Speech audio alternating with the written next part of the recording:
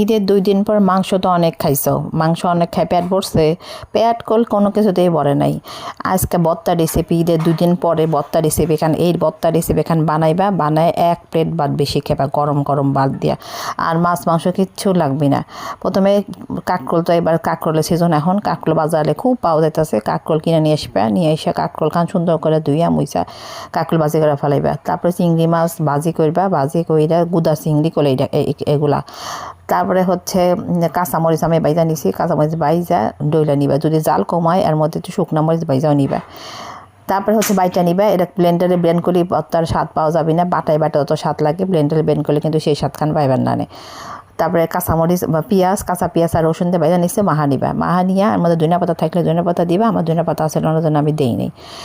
আর এই পাটায় বাইটা বাটলাম, সে বাটার পর অবশ্যই গরম ভাত পাটায় বাইটা খাইবেন, খালি না ভর্তার স্বাদ খান, বুঝতে পারবেন আসল স্বাদ।